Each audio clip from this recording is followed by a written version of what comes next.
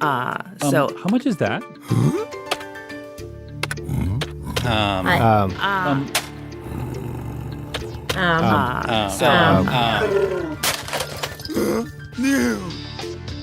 Welcome to the podcast Editor Mastermind. I'm Jennifer Longworth. I'm Daniel Abendroth. I'm Brian Ensminger. And I'm Carrie Caulfield-Eric.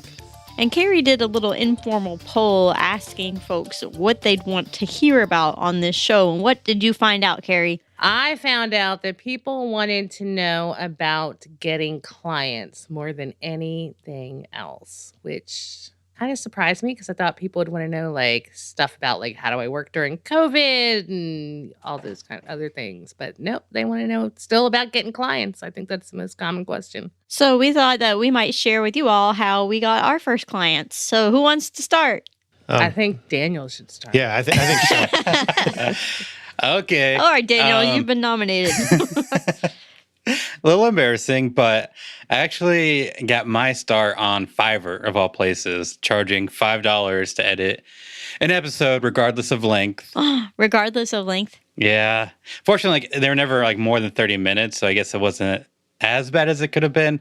But I was definitely charging way less than I should have. So my first client ever was a podcast called Our Brains, Your Business, something like that, something weird. I did one episode and then never heard from him again. He never uploaded another episode. He never did anything else. And then my next two clients, I'm actually working with still, but charging much more than the $5. Like they're still paying less than like my base rate just because they've been with me so long and I've gotten a lot of work because of them, but they aren't paying the $5 anymore. So you mentioned that they're still paying less than your current rate for new clients. Mm-hmm. What's your perspective on rate increases? So you've got somebody that's been with you for a while. You appreciate them, but you've also invested in education, in tools, in experience. Mm-hmm. What's your perspective on rate increases? So there's a difference between what I think I should do and what I feel comfortable doing, because I think I should like raise my clients' rates like and keep them at the same level and just kind of match like what my going rate is. But I have a hard time arbitrary. Like I know like my education, like I've gotten better, but that doesn't always like come across. Like my clients may not see that, because they're not hearing it. So it's kind of difficult for me to, on my end, justify just like raising their rates for doing essentially the same kind of work. But fortunately, they've been really cool about like explaining, understanding like, because they're all in business as well. So they know like prices go up. But I was in the process of like trying to get all my clients on my new rates. But now I have a whole nother conundrum because I don't feel comfortable raising rates during the pandemic right now. Right. Yeah, but I don't feel comfortable dropping rates either. And I just read somebody dropped their rates. I think it was a larger company though, so they probably do a lot of volume, but they dropped their rates down to like something like $35 an episode. We're working on offering like a promo right now to launch. So it's like it's a special price. Like my monthly rates aren't lowering, but I'm offering like a special discount. For people who want to start right now? Yeah, it's a one-off launch package. So if they do that, there's a little bit of a discount. And then like if anything, like, I'm not going to lower my rates, but I might offer something extra for free. Like maybe like I'll throw in an audiogram for free or just something just a little extra at a discount, but not actually discounting like my current rates. Does that make sense? If that makes sense. Yeah. Yeah, totally. So I don't want to like devalue my work. I mean, that's the challenge, right? Because lowering your rates to help people that are trying to launch something right now or to help people through this can feel like a loss leader. But at the same time, it can set a precedent where you start negotiating against yourself without any input, right? So I know of people that have intentionally gone out and said, hey, we know that you're likely facing some difficulty right now, so we would like to offer you this during this time, which is incredibly generous. However, it may not actually be needed. And so like, where do you start drawing the line where you go, okay, I can offer this to somebody or I should wait for them to ask for it, but I won't offer it to this other person. Like it starts to get really weird. And I'm not quite sure that I have it fully worked out in my head. It just makes me feel really generous to be able to do something like that if I was one of those people. But at the same time, it makes me wonder, if I was the customer, is there a reason that they couldn't previously do this? Yeah, let's say that you're charging $75 an episode for a basic edit. I'm making up numbers, and you drop your rate to $35 for a month or two to help everybody out. Does your rate need to go back up? Like, that's the next question for me, is like, thanks a lot, but now should I be paying more than double as soon as we get done with this? That's a really good point. So I was having this conversation with my husband last night about all the companies that are offering things for free that I am currently paying for. I know, right? Yeah. And yet they didn't offer it to me for free. And on the one hand, I get it. It helps, what I'm paying helps subsidize everybody else. But on the other hand, like, I'm going through this too, right? And what I think is going to happen, and what I suspect will happen after all of this pandemic stuff, is that they will then increase their rates because now they've hooked people right into their service, into like Netflix or Hulu or what have you. And now they've got 1 million more subscribers, and they're making up for the lost profits by charging everybody an extra dollar. And I don't think that's necessarily a nice business practice.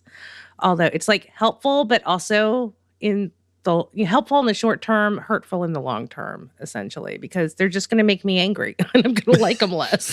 So that's how if I was a customer and you decided to cut your rates by over half or even half, my first question is like, well, if you can do this now, how come you didn't do it before? Right. Yeah. And then when you're going to charge me like regular rate later, I may go look for somebody else because I got used to paying that rate. So I'll sacrifice a little bit of quality to go find somebody who can give me a 50%, that 50%, off your price. So what I have done personally is just had the conversation with my clients that, look, I'm here for you. If you need anything, if something needs to change, let's talk about it. Right. And I've already had some of those conversations like, well, what happens if we don't have any income coming in and I can no longer pay you? Right. So I've given them ideas of what they can do and just made it very clear that, I will do as much as I can to help you out, even if it's, delaying payment. And I gave them ideas to what they could do to keep the show going if they had to like pause my services. And I think that's probably more helpful than just giving a quick discount, right? Yeah. And that's something similar to what I'm comfortable offering if it comes to that, right? So most of my clients are due upon receipt. So I send the invoice and it's due that day.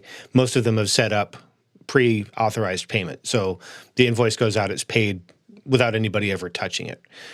What I am comfortable doing is going, okay, if cash flow is an issue, what would happen if we could go to net 15 instead of due on receipt, right? So you can hang on to the cash for an extra 15 days to keep your business running, but then it still hits the P&L, right? And it might hit the wrong month, but I haven't actually changed the rate. I've just changed the payment terms. Right, and I'm not going to hassle anybody for a late payment right now.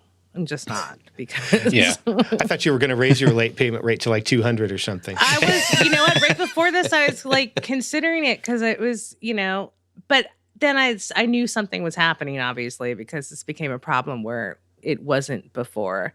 But yeah, so that's how I'm basically dealing with it. And I thought it was really weird, though, that I saw that company just like they had this whole thing about how they were cutting rates. And I'm like, I don't know that that's helpful, right? I don't know that helps. That solves a problem for anybody. That just gets them more like volume business. I'm repackaging right now is what I'm doing. I had a launch package for X amount of dollars, but it also included studio time and these many episodes edited. And instead of doing that package, found a lower price point, but also a lot less is included in that package. And I kind of tested it out with a couple who wants to start a podcast, but doesn't need everything that was in the first package anyway. And then kind of came up with this new thing. I went, oh, well, maybe I should have a lower price point for people who don't need everything, but also going into what you guys are saying right now. It's not discounting my services per se. It's still, value for what I'm giving, but it's, more manageable for some people. Yeah, I think that's totally awesome. And I've been looking into ways too to make the services cheaper. Like, what can I do to make it affordable? And one of the things I can do is hand off a show from beginning to end to one of my team members, have them do the bulk of the work, and that way that keeps the rate lower. All I need to do is review it, send it back to them if there's a problem, but it reduces my workload, which is, my time is more expensive, obviously. And so that has allowed me to drop some prices on some services. So, Brian, how'd you get your first client? So Daniel was talking about starting out on Fiverr. I actually started my first editing client for absolutely nothing. And it was an interesting story. And this isn't something that I recommend as a client acquisition strategy. So I'm just going to throw that out there. I'm just sharing the reality of what happened, right? So I had a man who was a guest on my first podcast, the Engaging Missions Show. And we kind of hit it off, and he had some background in radio. And he said, "Hey, I've kind of got the itch to get back into this. I did radio back in I want to say it was 80s or 90s, back in the day when I would have been listening to radio too." And he said, "How about I produce a 1 to 2 minute segment for your show? So we'll drop it in," because at the time my show was structured in 3 big chunks with short breaks in between.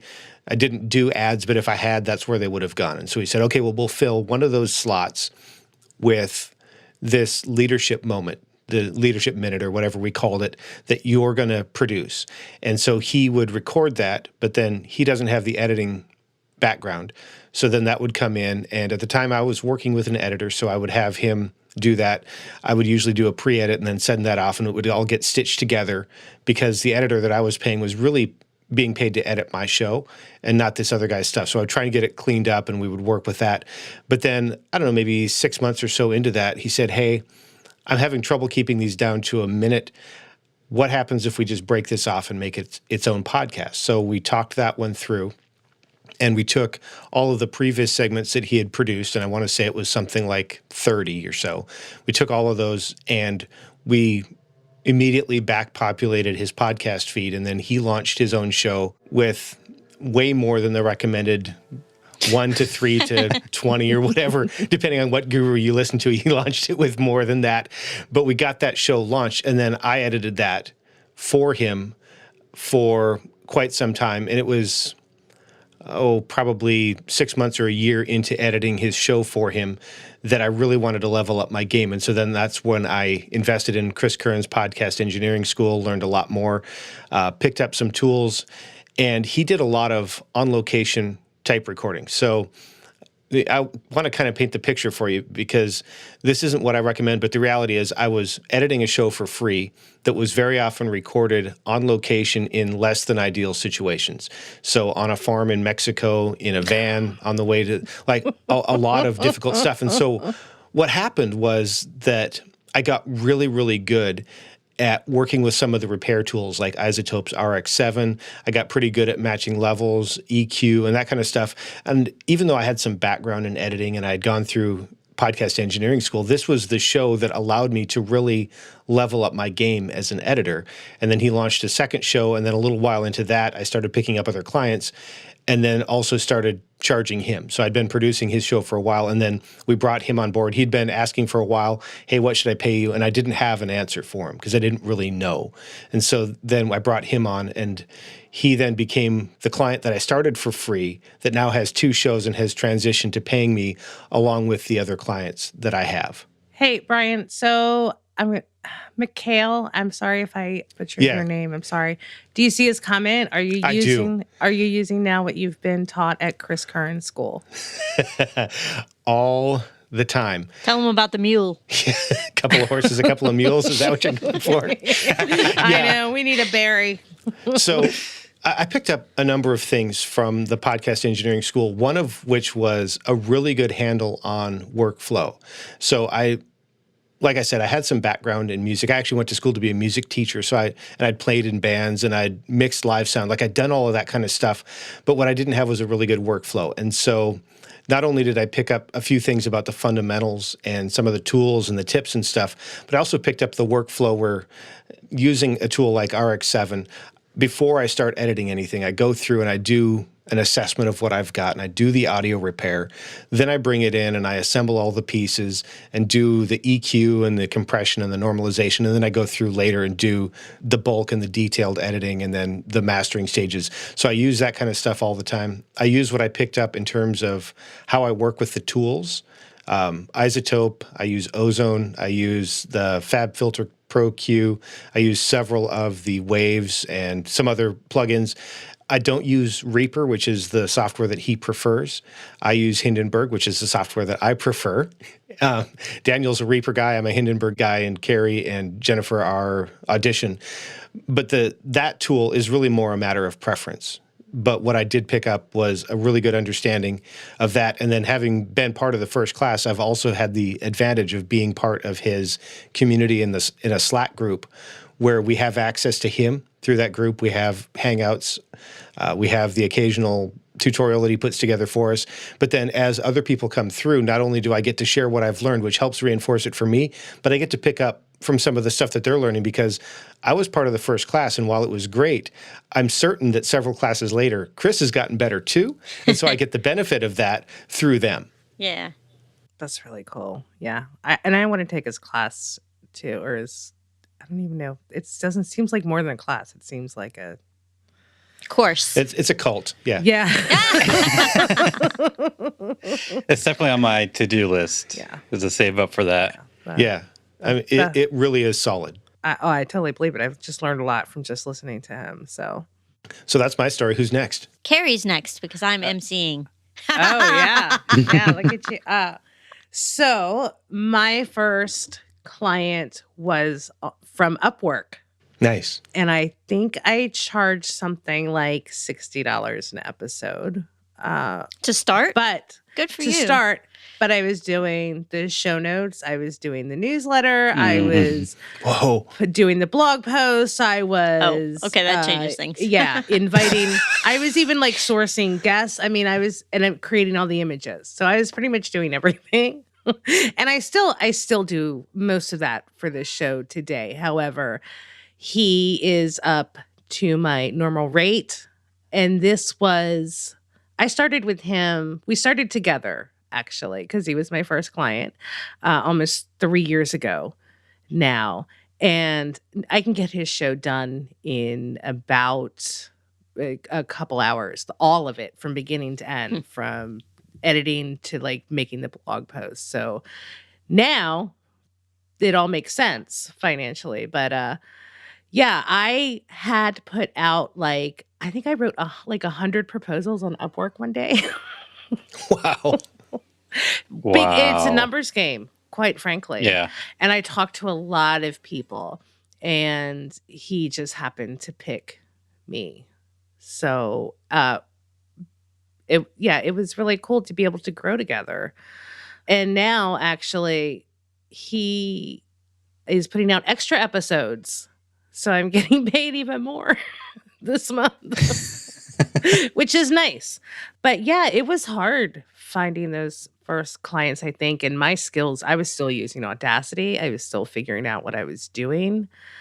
I think finding a good first client is really important if you're going to put it, you got to put in sweat equity to some degree. Like I like your story, Brian, where you just started out really small and, it turned into something like it got you to where you are now, even though you didn't get paid for it. I think there's value in that though, because I think it's so if it doesn't work out, there's nothing, you don't lose anything. Yeah. And I got lucky with some of my earlier clients because I had one who forced me to charge her more because she didn't feel comfortable with what I was charging her. And she really encouraged me to raise my rates, but I didn't feel like it's kind of a thank you. I'm like, I don't want to raise your rates. And then she's like, I couldn't sleep last night because I felt bad about what you're charging me. So please raise my rates. And That's like cool. charge me like back. Like she wanted me to kind of retroactively bill her for like all the episode I worked for, that I edited for her at like the higher rate. So, and then there was like one other that was just like, you need to charge more, and like, here's how you do. Like, she was really like in the business world. So like a lot of my clients have like helped me along the way.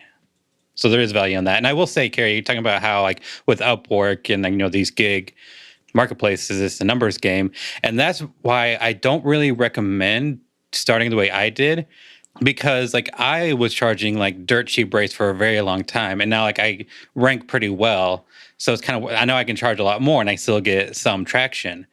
But like on Fiverr, you have to like charge very little and like constantly put out proposals and like look at the buyer requests, they call it.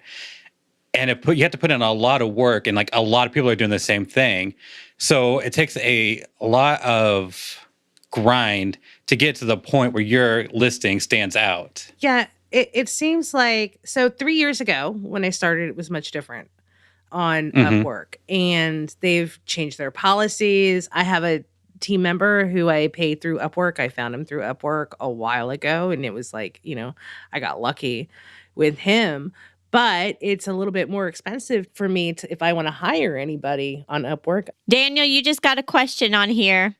How little was your dirt cheap price? $5. Like I started, it's Fiverr, so I was like, yeah, do anything for $5. Like I was editing like 30-minute episodes for $5, and I did that for way too long. But not anymore. Like now it's like it's pretty. Like I'm still on Fiverr, but the minimum I charge for like really simple editing is $50, and that's really just to kind of, I use it to weed out the people that I don't want to work with, because with Fiverr, like you get a lot of people that want to spend $5 for professional work, and they see my listing and immediately go somewhere else because there are cheaper options out there.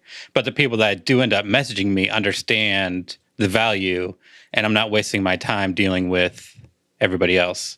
And Fiverr has changed a lot as well, because now they actually have a category specifically for podcast editing that didn't exist, a year ago, I think.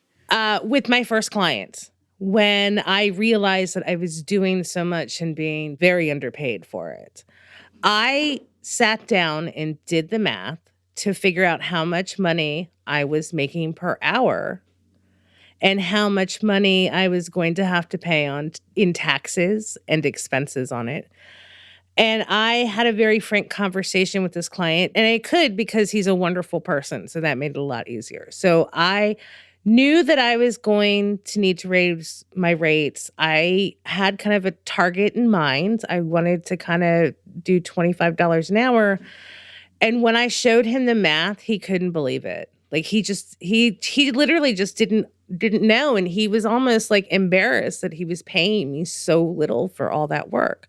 So he really had no problem like paying me more and having me do less for him so that I could get a fair wage from him, because I wasn't making minimum wage. That wasn't, minimum wage here in Delaware is $7.25 or was $7.25 at the time. I was not making that. So sitting down, doing the math, calculating it, and showing that math to my client was really eye-opening. And so now he pays everybody he works with a little bit better, I think, because he had that kind of eye-opening experience. I had that eye-opening experience. So, I try to pay my contractors a fair wage as well.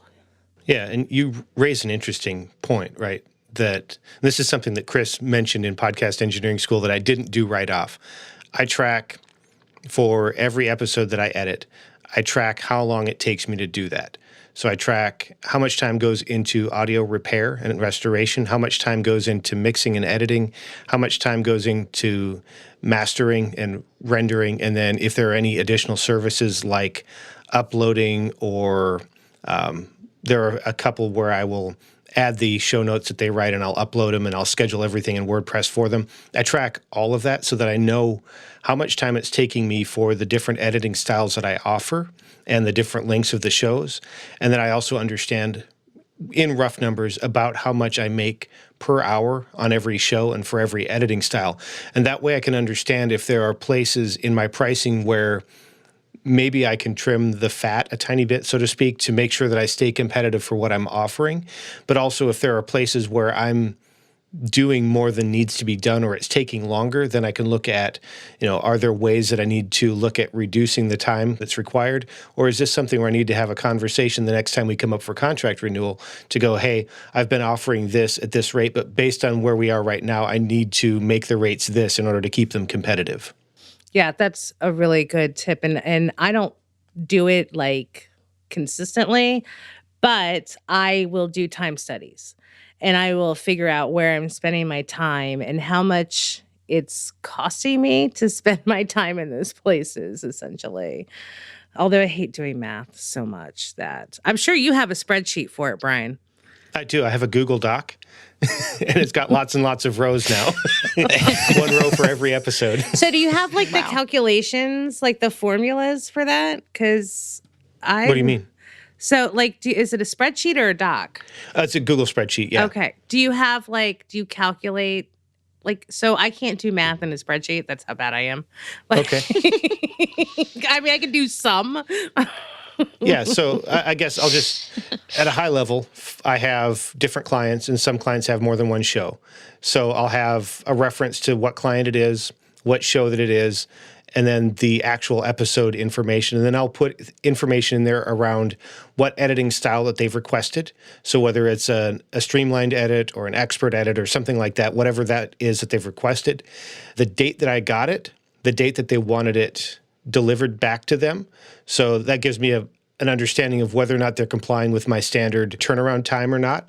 And if it happens too much that they're looking for something faster, then we may need to look at reviewing that. My practice is I will always turn it around as fast as I can, but I do ask for a certain amount of time. And then I also pay attention to when I actually delivered it back to them.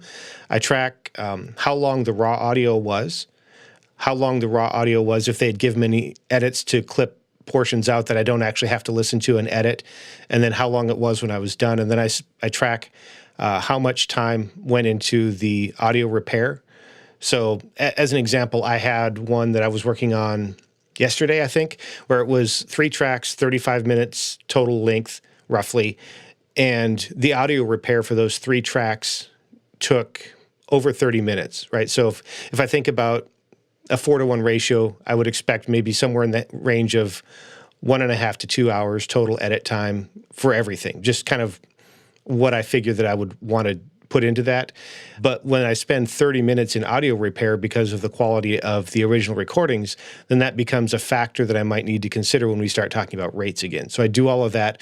And then based on that, I can understand, because I know how much I should be making on that episode based on what I'm charging, not including taxes, just like gross receipts. Then I can say, okay, based on this, for my time that went into it, I got this much per hour. And I can average that out over a time period. But then I can also start to understand, okay, based on the duration of the tracks that I was given and the number of tracks, I make about this much per minute of raw audio. That's not something I've really dug into, but that's another way that I can look at it in case I need to look at different pricing models. Cool. Yeah, I would be interested in getting just kind of like a blank spreadsheet set up for you. And I think that would be really great maybe for our listeners as a resource to have just a template they can use. So Jennifer, I don't mean to take over, but it's your turn. I was like, it's going to get to me eventually. No, never. Well, my background is from a small radio station here in Lexington, Kentucky, and we were pivoting in what we were doing and started focusing more on podcasts in general. And then, so I was learning my skills that way and getting paid. I was salaried with the radio station, so I was getting paid through that. But then I was like, maybe this is something I could go out on my own and do. And so I had joined some of the podcast Facebook groups, like Podcast Movement Community and, things like that. But it was the Podcast Movement group. And a guy on there just posted, every time I hire someone, I ask them what podcast they listen to. And I was like, interesting. I wonder what this guy does. So I, stalked him on Facebook, see what this guy does. And then on his profile, he's like, I'm looking to hire someone to help me with Twitter. Well, at the time, I was a student getting my degree in communication new media, and Twitter was one of the things I was getting pretty good at. So I was like, hello, I'd like to help you with Twitter. And in the back of my mind, I'm like, wonder if you need a podcast editor. So we get on the phone. Yeah, like a phone call. You remember those things? Yeah, like on the phone, not even a Zoom call. And we're going through this, and I keep trying to kind of manipulate the conversation a little bit so that by the end, he's like, you know what? You should edit my podcast. And I'm like, boom. Yeah, I should. So that's how that started. And then my second client, I must have found in the Facebook group too. And he couldn't afford my low rate. So he was paying a low rate because he was client number 2 on my own. And I needed to, figure out what I was doing. But that was like the worst 3 hours of my week. And at least 3 hours. And it's like, oh my gosh, I will never do that again. And I've more than doubled my rate since those days. Thank goodness. But that's how I found my own. And so I encourage people to look on Facebook too. We laugh that whenever someone in one of the big groups says, I need a podcast editor, we all kind of flock towards it like with the mine, the seagulls and stuff. But that's not what I did.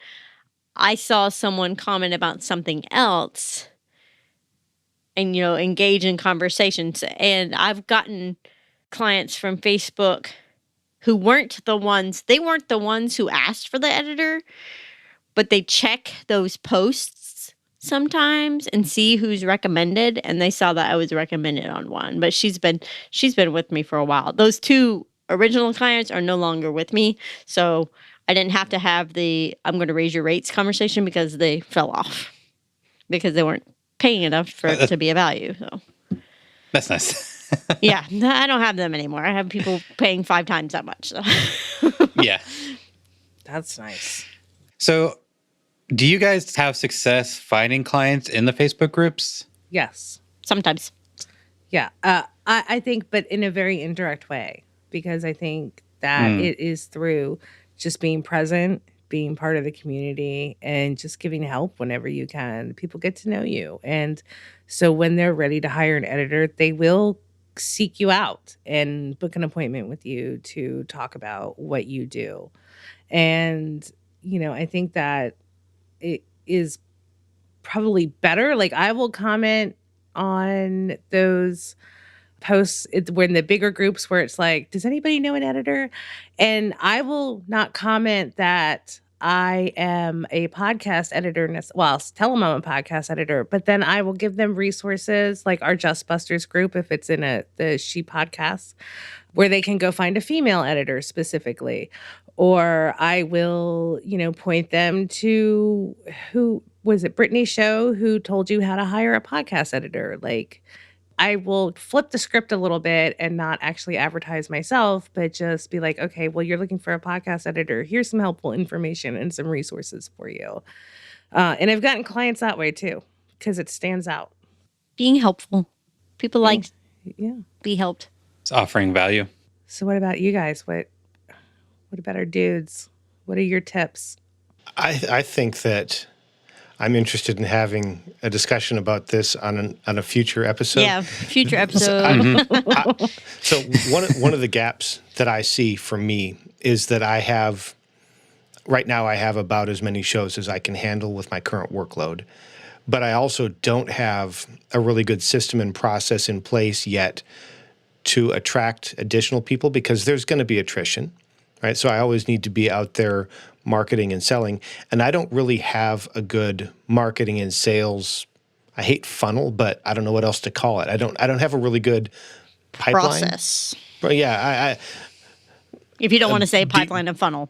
Yeah, I don't like pipeline and funnel because they're dehumanizing, right? Right. And I hate that dehumanizing aspect of marketing, but I kind of love the human parts of marketing. So I'm torn. Yeah. So I don't know. I mean, I'm not a basketball person, but there's always the idea that you need to have a deep bench on your team. Well, I also need to have a line of fans or something. Like, I don't know. I need to have a pipeline of some kind of people that either are contacting me for consulting that are also potential future. Like, there needs to be something there. I'm in the same way. Like, all of my clients have either come through Fiverr one way or another, or have come by referral from my current clients. Yep. So I've never needed to make an effort to find new clients. They've always kind of come to me. So that's kind of the position I'm in now. Like, I need to change that to kind of like have a better system so that I'm attracting my ideal clients as well. But you are kind of attracting them through word of mouth, essentially. Right, Because yeah. there's nothing more powerful than that recommendation. Mm-hmm. So I would say if you haven't had to go out and get them, that's really great. Right. But then when I'm interested in growing, like, because it's like feast or famine, I'm either getting like 5 at one time, or like I'll go a month without any kind of Yeah. progress on that front. Yeah. Yeah. And that's Yeah, so I do want to do like more consulting and more auditing and kind of these one-off solutions, and just have that kind of, I don't know what the word is, but just kind of like have that action going on. yeah. So we need to have an episode all about current Marketing? client acquisition strategies and At stuff. some point, we need to, yeah. Yeah. Write that down, whoever writes things down, Brian. Brian, Oh, okay. Well, am I still the writer Whoever of it is, things? probably named Brian. he's our resident note taker. Yeah. He's the reason like anything's pretty much happened. Yeah, that's very true. He's a doer. He's a doer. It looks like Sandy has a question in the Yeah. chat. Do you let current clients know you're interested in more work, leveraging their networks to grow your business? So I do. I have a referral program, kind of, but basically, if one of my clients like refers somebody to me and we launch the show and like we bring out, like they sign up to work with me, then I give my client like an amount off their next invoice. But definitely, and like my clients, like I have a very specific ideal client, and they're all very like they have their own kind of gatherings type thing. So like they all interact with each other. So like it's really useful for me because like one of them can put it out into their group, like, hey, if you need a podcast editor, I know a guy. So I definitely do use my current clients. I don't. So I think referral programs are absolutely wonderful, and I'm not knocking it at all. But just personally, I feel like my customers shouldn't be bothered with that. I don't know. That's just how I am. I'm like, because I have a strong customer service background. My whole thing is it is all about my customers. Like I very rarely make it about me, and I feel like letting them know I'm looking for work makes it about me. And it makes it too much about me. And when I want to be focusing on them and making them feel special, essentially. And I think that especially when you're charging the rates that I'm charging, you have to kind of pamper your clients and make them think that you do nothing but serve them. So, which is, I'm not quite like, hoity-toity, but I just, that is how I've always handled customer service. Like, never let them see you sweat, essentially. Like, the house could be burning down, and I'd be like, it's okay. We're going to be fine. So I've had my clients ask me if I'm taking on more work. Like, I know somebody, and so I haven't had to ask them. I've thought of a referral program, but I've never done it. But some of my people send me folks anyway because they like what I do. Their friend says, hey, who do you work with? They say, oh, Jennifer, she's great. And then it just comes my way. So it's not that I'm going out and seeking it out. Although I'm like, this is a good idea. Maybe next time I send out a email to people, I'll go, oh, and by the way, if you know anyone who needs editing, give them my number. So I'm like, that's not a bad idea. I might have to start sneaking that in there. So thanks for the idea. Yeah. So I'm in the boat of I probably should, but I don't. And so to answer you directly, Sandy, not yet. I've got a couple of interesting things. So my longest client, which would be Scott, the guy that I started editing for free, has sent several people to me for consulting I haven't really picked up any editing from that, but I've definitely had some consulting come through that way. One of the people that I work for actually has a media production company, and so I do editing for her under her business's name. And I haven't really asked her for referrals too much. She's, we've talked about it, and if she knows somebody that's looking for an editor that doesn't want full-on production, she's glad to send them to me. But I don't want to put her in a position where I've also asked her to refer her competition to me. So I haven't really pushed on that one, but that's something I maybe could revisit and see how I could approach that in a way that benefits her as well. Yeah, and I think that's really, if it benefits your customers, then absolutely do that. Like I know I said that I don't do that, but I don't have a problem with that either. Mine is really just a personal decision. And also I like to control the ebb and flow of my customers. So I don't want bad timing to happen where because clients don't act on things immediately. They don't act on things like that immediately. So 6 months later, I don't want them to refer 3 people at once, because that's onboarding those 3 people is going to be total chaos too. So that's another reason. But definitely I've had clients ask me if I'm taking on new clients, if I'm interested in talking to somebody, and I will absolutely say yes to that, at least to get to know them. And I think it's totally okay to ask other editors if they know of anybody, or, I refer potential clients to editor friends all the time. I do it for these guys. So that's another thing that you can do, is let other editors know, because unless you're a volume business, you can really only handle so much work. Mm-hmm. And so I like to kind of keep tabs on who's taking clients and who's not. I am.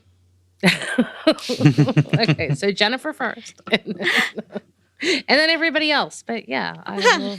Yeah. Yeah. And that might also be another future topic that we could talk about, which would be the idea of a volume or a scaled business versus a boutique business. Yeah. And the difference between those, because I view what I do as more of a boutique business. I have aspirations to maybe someday have agency size, but at the same time, I don't know. I'm not sure that I'm the right person to run that business. Now, maybe I would be when I got there, but there's a difference, right? Right.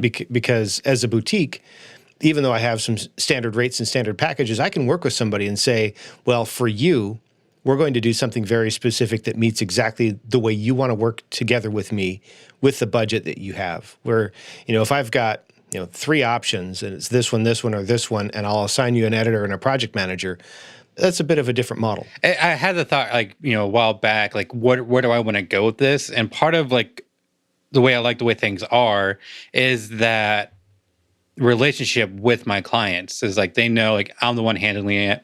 They can come to me with whatever issues they have. It's a much more intimate relationship than hiring just some kind of cold entity, like a company. Yeah. And in order to do that, I wanted to be more kind of building that relationship with my clients. So I started doing quarterly calls just so that way they can see me face to face on a video chat, and I'm more than just somebody on an email. Yeah, I feel the same way. I had to make that decision at some point. What was I going to be? Am I going to be somebody who has 50 to 100 clients, and is outsourcing everything, or am I going to be more hands-on? And I enjoy working with my clients. Even when things get crazy, I really enjoy that relationship part. I like getting Christmas cards from my clients, those kinds of things. I like meeting them at conferences and hanging out with them. So I like getting to know. So essentially, that boutique style suits me more. Now I've been, kind of shifting a little bit and adding in other things to the mix to kind of focus more on the relationship part, which I guess we can talk about in another episode. But yeah, I don't think that, I admire people who can rock an agency. I mean, people like Daryl Darnell and Chrissy Hustler. I don't always say her name wrong. I'm so sorry I said your name wrong. And I so admire it, and I'd love to have them on the show to talk about how they did that. But yeah, I don't know that's in the cards for me. Yeah, I know. If I get to that point, I want to make sure I figure out a way to retain some sort of that close relationship. I don't want to lose that completely. I don't want to manage people. That's what it That's kind another of thing. comes down to. I'm like, yeah, it would be Yeah. great. And as far as really blowing this thing wide open, there's only so much one person can do, but I don't want to manage the people part of it. And that's another go Yeah. See, on I for don't that wanna forever, but I don't want to still. manage a lot of people. Like I like my small little team. We can like joke around and if they need, if they need an advance real quick and I can do it for them, I can do that. I can't do that for like a team of 50 people. I can't. I get to like find out about it's about relationships even with my team. Like they've been with me for a long time. I feel like we're friends and I enjoy working with them and I can depend on them, but I know what it's like to manage a bunch of people and like have somebody not Mhm. show up when it's critical. I don't want to have like when I worked in a restaurant, if the dishwasher didn't show up as a manager, I'd have to wash the darn dishes. Yeah. And I don't want to wash dishes. I don't want to be stuck in the kitchen. Right. So that's really tough. But haven't run an agency, so I could be talking out of the side of my mouth. So maybe there's a way to do it that I just don't know about. So Yeah, that definitely could be like an entire episode. So, Carrie, if someone wants to be a guest on our show, what do they need to do? They need to go to podcasteditorsmastermind.com and click on the little button at the top that says be a guest. You fill out a little form and you hit submit and that's it. But there's a caveat. You get, I'm going to say you don't have to, you get the privilege of editing an episode of our show. Light editing, very simple, very easy. And then you can, show off your skills, come and talk about it. You can use the episode as a cool thing in your portfolio that you can have potential clients hear. And then you can, certainly for me, and I'm sure you guys can use us as a reference to help you get that next client, to help you land that close that sale. So podcasteditorsmastermind.com, click on be a guest and fill out a little form. Boom, you're done. Yeah. And we should mention the show is in Podchaser. So after you've edited that episode and it goes live, then you can tag yourself as the editor. And that can also be part of your online portfolio. We'd love to be able to do that for you. We've gotten the show live in all the places now, so we're pretty happy about that and want to tell everybody. So we're not just on Facebook. You gotta like and subscribe beyond. Watch it. We want to watch us live. What we're doing live every other week. Yeah. Yes. So every other Theoretically. Thursday, something And like that. sometime when you see us at a conference, you'll have to ask us about how well 4 podcast editors can work together to get a new show launched in basically no time and still be as organized as a herd of cats. We'll have to screenshot the support tickets. Oh gosh, I get new ones in my inbox every day. I'm like, what are you guys having problems with now? Because we have it's forwarding to me. And The good news is, if whatever. you're a new podcaster, we feel you. Like, we've all launched more than one show, and Yep. we still had the experience doing something for the first time because we used a different service to get some experience with it, of going, what? This doesn't work the way I wanted it to. Yeah. So we feel you. And if you're an editor and you are starting to wonder if your clients are just that dense, maybe not. Maybe it's just their first time like it was ours. Yeah. Yeah, absolutely. There's always a learning curve to something new. And I guess shout out to podcast websites for bearing with our 50,000 support tickets from Jennifer Longworth. I'm not the one sending the support tickets. Just clarify that. I'm the one who hooked you up Yeah. with podcast websites. So. I know. They're so Thanks, nice. podcast websites. Yeah, they're so nice. I've met them at conferences. I still have some of their tea from podcast. Yeah, me too, somewhere. So, So, yeah. I would like to say a quick thanks to Sandy and to Mikhail for hopping into the chat and asking questions and adding your comments. I really appreciate that. If you have a website that you'd like us to link up in the episode notes so that people can know where to find you if they liked your comments or your questions, pop those into the chat and we'll grab those and stick those in the episode notes for you as well. Yeah, because the Podcast Mastermind is all about supporting our professional podcast editors. Thanks for joining us, everyone. We hope to see you again here on Facebook in 2 weeks. And you can download, subscribe, like, share. Because, if you leave us a rating and review on Apple, it helps us to get seen by more people. No, it doesn't. Don't even say that. Sorry, I couldn't help myself. But it does help our ego.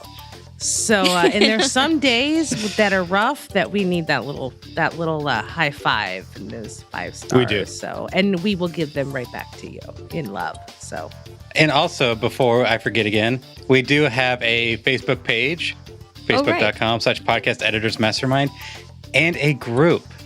So look up Podcast Editors Mastermind Facebook group and join us there. Sweet. Thank you, everybody. Thanks. Bye.